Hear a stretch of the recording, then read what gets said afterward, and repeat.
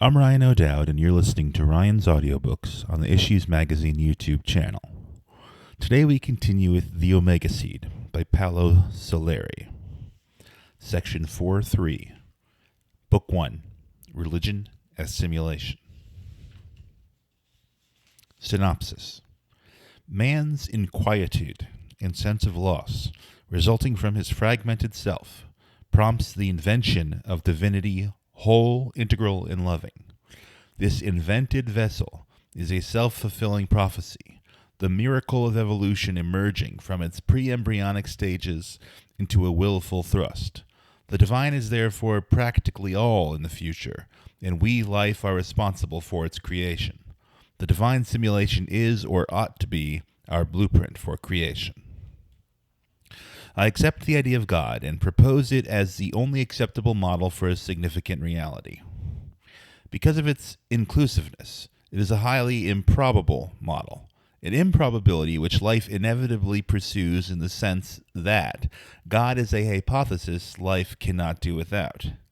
It is a hypothesis not because man does not know better, but because as yet it is only a hypothesis that is in the process of implementing fragments of itself. For God's sake.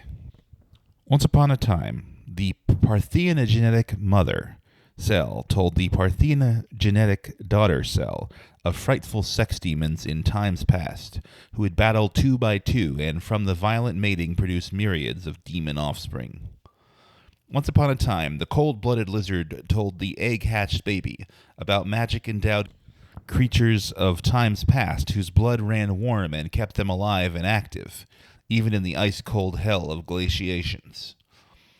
Once upon a time, the egg-laying creature of water, land, and air told its progeny of industrious, divine creatures during times past, within whom offspring would develop and grow sheltered in a warm sea of care and attention until the trauma of birth. Once upon a time, the mammal told the simian baby of naked, erect semi-gods who in times past fabricated fantastic toys and magic machines. Once upon a time, Homo faber told his children of an incredible god who in times past, Genesis time, created the cell, the lizard, the bird, the simian, and man. The mineral cosmos, the vegetal cosmos, the animal cosmos, and the mind of man, all God-worshippers working and slaving away at survival, now and then hosting imperfect genes which generated peculiar offspring who would inch closer to the image of their future God, fulfilling reality by that new inch. All of them, cell, lizard, bird, ape, man, transman, needed to be seen in the past, that which would come from themselves at some time in the future, and to whom and into whom they could return one day by good deeds and good thoughts. Early man saw at the origin what in fact could be an achievement at the end, God. An impressive tour de force of the mind yielded a total simulation of the mass energy universe, transforming itself into God. This simulation was constructed in reverse, putting first what is last, because, perhaps, God at the end is too great a presumption to be harbored in the groping mind of man. But it is also a powerful, if purely potential, catalyst for man to sustain himself with. The theologian mistakenly plans his future through the discovery of his ancestry. He saw and sees as past what he wants for the future. He has explained and partially documented evolution by inventing the kingdom of God and its deployment. God was not created by humanity joining in mass protest against the lack of divinity. Holy men and prophets, the shaman and the lunatic invented or prophesied the appearance of a trans being in possession of demonic powers. A structure form of divinity was designed by those men, the shell of a simulation of what amounted to a hypothesis. The performing that such a shell distilled from man fills history. We are and forever will be under the spell and the constraints of an idea form that we try desperately to fill with an adequate functioning performance. Not only is the function following the form, but the function constantly falls short of the form which originated it. To maintain that a truly transhuman power guides man, who was the cause for the invention of the form, God, is only to conform that the shape of the universe of man at that given moment demanded the invention of a form to be the receptacle of events to come. The invention was the brainchild of a few men. The Omega God, God as hypothesis. If religion is the simulation of evolution, then, as all simulation is structural, It is faulty, skeletal, naive, extravagant, short-sighted, vain, etc. It is, nevertheless, one of the boldest and most anticipatory projects ever to come out of the mind of man. It is instrumental not in discovering our origins, but in creating the future. It is a future-oriented searching and planning that will be joined by science once science has uncovered the past. One could say that religion works in the future and science in the past, or better, the subject matter of religion is the future and the subject matter of science is the past.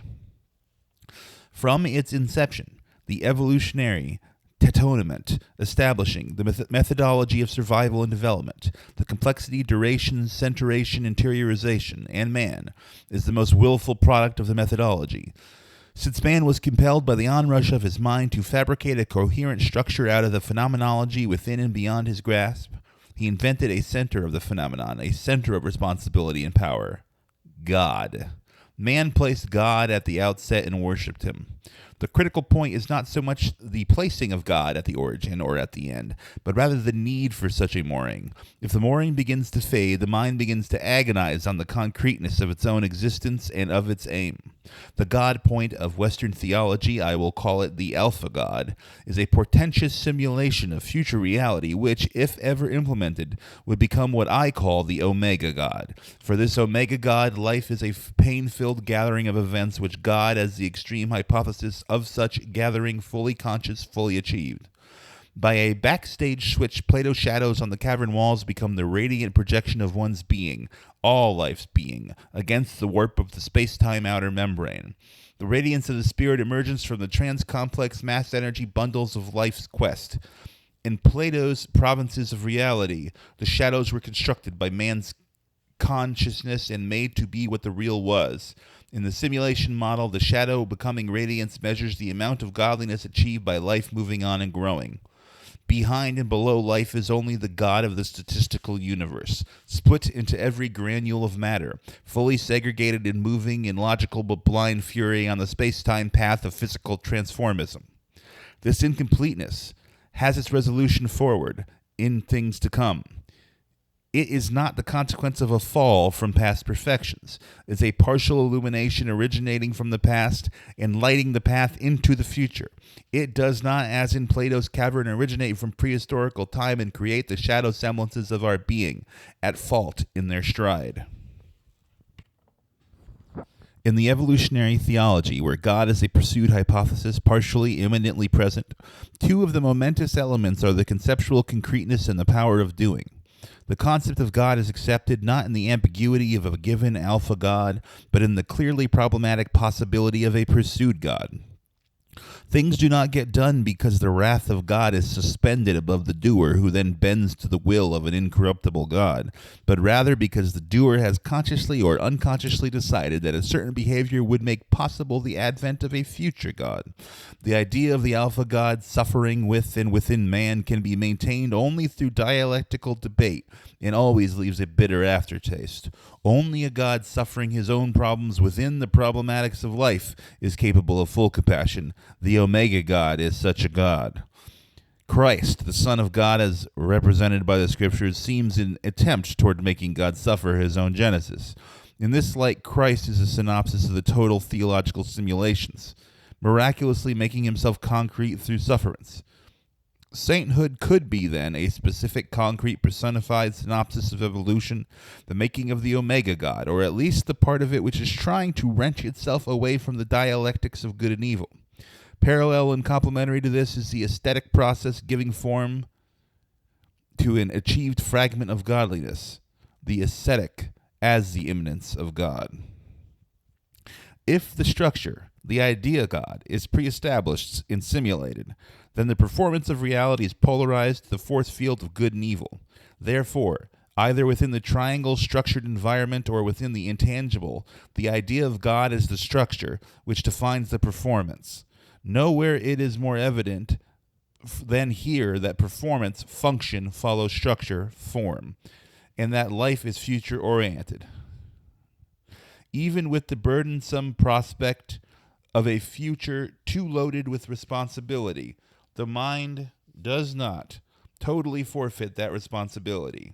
By putting perfection at the origin, the scope of such responsibility is limited, and the demands are defined in terms of an option between salvation and damnation. But then such an option is perfunctory anyway, since salvation and damnation do not alter the balance of pre-existent perfection, the Alpha God. The Christiogenesis of Pierre Teilhard de Chardin, with its convergence at the omega point, is the closest approximation of the omega God. It's the reverse of the Alpha God, which I see as a simulation of the omega God on a reverse time run. By such deception, a guidance system is set for the working of the mind from the beginning of consciousness, probably because consciousness cannot operate randomly as the genetic matrix seems to be able to do, with survival as its aim. Thus, from the beginning of consciousness, the existing God of chance, the statistical God, the entropic God, the proto-alpha God, could in the manner of simulation of anticipation be challenged by the hypothesis of a willful, compassionate God, and consequently, cosmogenesis could move in successive steps from the approximation of simulation into concreteness, concrete sufferance, and the synopsis of sainthood on one side and on the other into fragments of the hypothetical omega God. The servo mechanisms for this emergence have been biological or rarely parabiological structures, operating within associations of individuals, nets, colonies, symbiotic cooperatives, etc. Man introduces extra-biological servo mechanisms. He can be defined as a created exomutant. The exomutant man is any person active in performing a task by the use of an implement or machine. He, in close synchrony with such instruments, is an ephemeralizing force, forcing his own will or the will of the group upon extant nature. Examples of exomutant man are the mechanic, plumber, the linotypist, the cameraman, the teacher, the doctor. They are human mutant combinations of the inner man and his genetic matrix, with the outer instruments he uses for his work. If it were not for the primitivism of such exo-instruments, there would not be a line of demarcation between the inner and instrumented man. The hope of the species, godliness, resides in refinement of the extra-biological servo system. The computer is theoretically at the demarcation line. Such integration is the interiorization of the cosmos, an interiorization pushed to the outer membrane of existence once the Omega God is realized. Homo faber is a raw model then of the Omega God, not a fallen angel searching for sainthood and divesting himself, conditio sine qua non of earthly servo mechanisms. The plumbing of life is the harbinger of Omega God, not the enemy of Alpha God. The God of the Scriptures is a simulation of the future, a skeletal form to be filled by performance, marker of the path peculiar to the development of the human species. In his misplacement at the beginning of time, God offered man access to sin and also to forgiveness. But man failed, in his fatal preoccupation with the past, to put enough urgency into the task of closing the immense gap between the present and the achievable aim. This aim is immensely distant in the folds of time, immensely strange, because despite its being of man's making, it is not ever given to him to contemplate, and thus it cannot be made in any image he could predefine. Therefore, very early in time, man's imagination, prompted by anguish, filled this unbearable void with the Alpha God, the rewarder and punisher, the Father. It is one thing to live with oneself made in the image of God, and another to live with oneself creating a God in one's image, an image that is strange and foreign beyond anything the eye might ever conceive presently on its own. To give man a foothold into the kingdom of God is to comfort him and make him content as a future maker. Such a kingdom is nonetheless at present a most terrifying and dreadful promise of the time-space void. In a way, our destiny is like the destiny of an assembly line worker condemned to make a bolt, condemned to know nothing more than that which he makes is no part of any mechanism he knows of. He has only the anguished feeling that a monster is developing from his bolt-making. An immensely strange and frightful robot god beyond his grasp, and more distressing beyond his desire. This potential god, inherently informed and monstrous by definition, utterly does away with anything familiar, with anything cherished like the idol, the token, the icon, or the Alpha God might be cherished. The Alpha God of theology might leave us a methodology to be observed so as to move inch by inch along the evolutionary development, a methodological imperative overseeing the dialectics of opposites and the yin-yang of existential processes. The invention of God and his misplacement at the beginning was the most far-reaching invention of the mind of man. Now that God has been invented, he has to be created. The structure must inspire performance. Holiness must construct itself into life. The only holiness of proto-history, proto-life evolution, is the holiness intrinsic in something, the physical universe, as opposed to nothing, the thought of the absence of anything. But something cannot negate everything. The most it can negate is everything but itself. That is to say, the something which this itself is. The existence of this something is the denial of non-existence. If something is, nothingness is not. Consequently, if existence is a more conceivable alternative to non-existence, the existence is godlike, inasmuch as it makes the hypothesis of God possible. This hypothesis per se might well be the original cause of life consciousness. Since a possible God is always in the future, never in the past, as the past has produced only that which had the possibility of becoming God up to that moment. If even one particle of the physical whole remains untouched by this process of becoming God, that is to say, is not made compassionate, God remains cheated by the statistical non-God, and the implosion into the Omega God is partial, the transfiguration faulty, and as further hypothesis, the explosion of the spirit into the next universe impossible. Through this future-oriented theology, the lost past becomes a possible future. The moment of failure, the fall, and its consequences become a measure of potential achievement. We therefore, as Adams and Eves, were, are, and will be falling short, not of measuring up to our Maker, but of what we will eventually be, given enough time and wisdom. The simple faith of the believer in re-entry into the kingdom of God ranges from nostalgia for paradise past to trust in eventual fulfillment.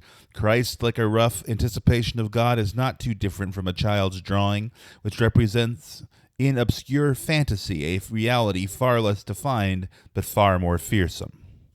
Inasmuch as the theological structure is a simulation, the subject of which is God, such a structure has to be all-encompassing and all-inclusive. If not, the God point would not be part of it, and the premises of inclusiveness would not be satisfied. The total simulation of evolution by religion is the conceptual transformation of the physical world into the transphysical world, into duration conceived as the entelechy of physical time.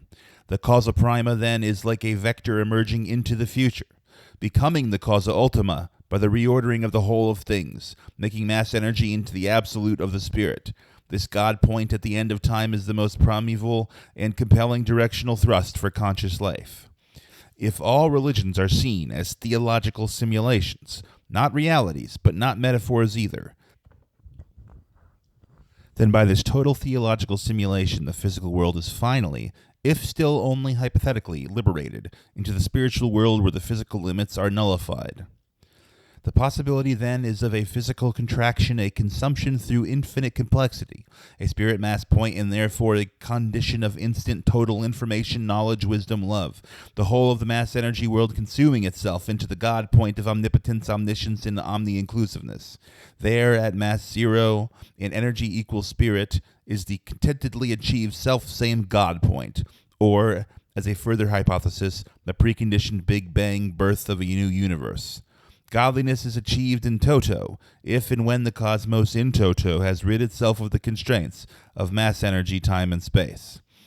If it is pure dementia to think that the whole cosmos might collapse into the God point sun, it is of the same degree of dementia to assume that the whole of creation came about from the will of a God point father. Greater conference can be found in a process which leads to synthesis than in a process which establishes synthesis at the origin and then tries to explain why such a union was broken, or why it had to give forth something outside of its own plenitude. This sheds new light on the mystery of good and evil, which in the presence of the total grace of the watching over Alpha God is necessarily tagged as a cruelly congenital to life and its sufferance. One can almost say that while the first dementia is an improbable hypothesis, the other is desperate if not absurd. The wisdom of the theological hypothesis as compared to the evolutionary one might be in the desire of the living to fall back on a myth as a guarantor of redemption, a goal more pursuable than pure creation. It is easier to go back home than to have to be constantly building a new one. Furthermore, human failings and shortcomings do not detract from the godliness and incorruptibility of an Alpha God, a God Father.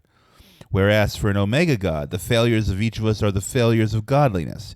It is a God-deprived universe for which one and all are responsible, not just for individual salvation. Consequently, the different weight of one's own responsibility. All of us, all of life, are more responsible to a hypothetical God of our own making than to a God which is there already and anyhow. For the Omega God, the cosmogony that counts is not that of our salvation, coincides with the creation of the Omega God, not its invention, since that has been done, that is to say, simulated. The unresolved dilemma of the existence of evil then has an explanation, if not yet a resolution. The embarrassment of the Alpha God's witness to evil is necessary, inasmuch as the Alpha God is only a simulation of the totally compassionate future and possible Omega God. Instead, for the Omega God, evil exists in the measure in which God is incomplete. Evil withers away by the ever larger presence of the self-creating God. Religion can then be seen as a simulation of a possible reality which would occur if the process of sensitization going on now on the earth and elsewhere would not cease, but would, on the contrary, develop exponentially, calling into cause the whole of the physical universe, transforming its bleak emptiness and the isolation of its sensitized species, man included, into the radiance of the Omega God. If, in this cosmogony, there's nothing after death to go back to, if Alpha God is the simulation of Omega God, there is instead the lifelong exhalation of knowing that within the self is nurtured an ever so dim particle of a most improbable but most willed conscious of the universe. The kingdom come expectant is the process of the latent spirit of the cosmos imploding into the Omega God. It is as if by the formidable pressure of complexity miniaturization developing in the universe, the spirit is exuded by the mass energy stuff of the pristine cosmos. The piousness and hypocrisy of the devotee, present more or less in the self-righteous true believer, is shaken by the nature of the Omega God. There is no longer the reward or the punishment factor to fall back on. Behind is the atomistic beat of fate. Beyond is the mystery of the uncreated, the potential sacredness of pure spirit. In between is the unrolling of the drama of life, sanguine and radiant, promising and stern, beautiful and cruel, rigorous and compassionate, living and evolving. There is the conscious confrontation between the imminent anguish of life within enveloping and overpowering non-life and the eventual transfiguration or metamorphosis of such non-life into spirit. Anchorage for such confrontation, instrumental to such metamorphoses, are the implosions of mass energy into servo mechanisms which heighten the level of consciousness and consequently in chain reaction heighten the intensity of anguish, because more knowledge means more consciousness. Thus, the power and relevance of a parallel and continuous genesis, which I define as estiogenesis, capable of supporting the fractional immanence of God, the otherwise desperate struggle of life seeking godliness. Alpha God or Eros. The witch doctor in the theological mind not only see in the past what could be in the future, but also by an even further and somewhat balancing bouleversement, see in the future what has been in the past. The final catastrophe, the apocalypse, the nemesis, the flat sea of entropy, the post-catastrophic condition of the undifferentiated, the oneness peculiar to atomistic identity, the tranquility and plenitude of durational thought. Nirvana? What of the priest confessor or the psychiatrist healer if past and future are interchanged? How much of the Freudian reality would resist without transformation the breaking through of the Adam and Eve threshold and the backward journey to the inception of life where not Eros but not the dullest of all gods would sit? Would Eros remain such a totally overriding force in the fate of man? For the Freudian as much as the theologian, a future-oriented revelation would be traumatically pregnant. It could not be a true revelation, since revelation presupposes the existence of the revealed. Could there be something true in the demolition of the Freudian or pseudo-Freudian crucifixion of man to his genitals by the pure and simple mention of the infinite wisdom of nature breaking away from parthenogenesis into heterosexuality for the sake of infinitely possible permutation, complexification, and the consequent evolution and differentiation of information, knowledge, transfiguration? The gate opening on all possible combinations of parental genes is far more powerful determinant of life's destiny than the desperate nostalgia for the loss of oneness in the womb, the hypothetical nirvana still patiently waiting for man's return. The limits of the Freudian universe might not be so much in the inclination to subsume all of the subconscious under the longing for the past union in Eros, but rather in the hidden consequence of the substitution of the Alpha God with Eros. In the simulation framework, such which limits the infinitus of a future whose mirror image is the Alpha God, with the far reduced infiniteness of a future whose mirror image is Eros. In other words, the predictive power of Alpha God is decreased when it gives way to the predictive power of Eros, a weaker prophecy of oneness. Perhaps the psychological balancing act which leads to existential concreteness and keeps despair at bay finds it necessary to load the arm projecting into the future with the reciprocal load of the arm projecting into the past.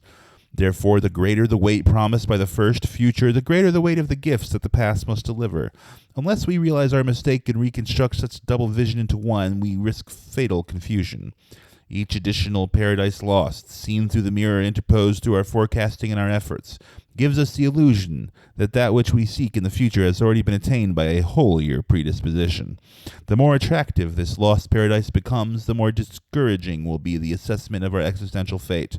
It might not be absurd to imagine the paradox of an intelligence pervading the cosmos and falling into greater and greater wells of desperation, the closer it gets to the realization of its own zenith, because its imagination constructs ever more glorious pasts, unconscious simulations of its own possible future. What is the efficacy of the religious quest if it is going to remain past-oriented? What is its usefulness if it is going to turn around and point a conscious and systematic effort toward the concretization of the future? In the first case, new myths will be invented and new religions will appear. Historical events will be transformed into supernatural mythical structures. In the second case, such historical events will not be reconstructed as supernatural facts of time past, reverberating forever into the present, but they will instead be taken as premonitions and premature attempts at transrational modes which life could and ought to create in time. In the first instance, the supernatural structures will be kept together by faith, wishfulness, fear, naivete, and degree of fraudulence, the priest casts. For the second case, the premonitions of transrational modes, which could be conceived as limited and possibly inappropriate warps for the threading of life into spirit, will prod and sustain men in their creational effort. The contemplation adoration of the Alpha God would become the pursuit of the Omega God. The idolization of the Alpha God would become commitment to the threading of the future through conceptual godliness reaching for a possible Omega God. The former demands the rediscovery of the innocence of an illusory pristine wholeness, the child of the Alpha God. The latter demands an effort of unfathomable dimension, the creation of the Omega God. If the historical theology is transformed into the simulation of possible options, then the dictum, what God giveth, God taketh away, translates into God cometh if life maketh. No longer can man be God willing, but God will be man willing. With this presumption, the burden of life is immensely enlarged. The oneness at the dawn of the universe remains the only granted oneness, but an awesomely dreary and dull one. On the other hand, the oneness of the Omega God is only a feeble hypothesis, as feeble as the want for it which is in each living thing, and the operative transfiguration such want has made around itself, civilization and culture as the latest results. It is definitely not the oneness of myth of Eros of theology. It is transmythical, transerotic, transtheological, because it belongs to and is that which has never been and is not, but is only that which could be, ought to be. The analytical process, which is so much a part of man's life, goes on inasmuch as differentiation, specification, genesis, synthesis is the operative norm of durational processes. The perfecting analysis in which life is engaged is focused on a new synthesis and can't be seen pessimistically, Eros theologically, as a breaking down of divine oneness, the Alpha God, or optimistically as creational and transfigurative.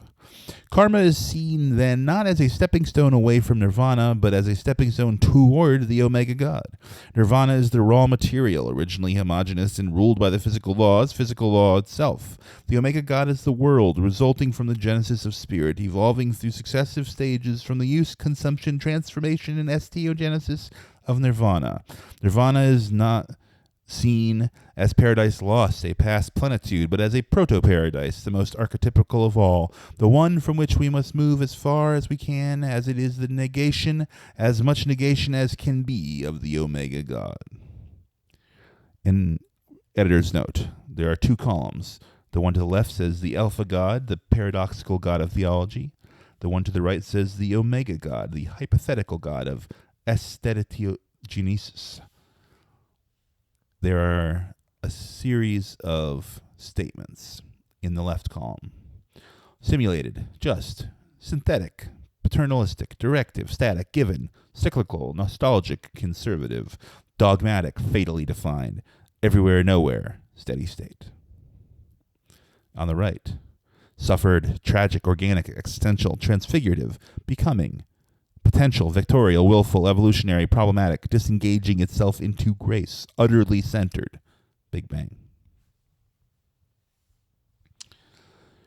Thus concludes section 4.3, the beginning of book 1, Religion as Simulation. Tomorrow we will continue with book 1, Religion as Simulation. Section 4.4. I will see you then. Alam.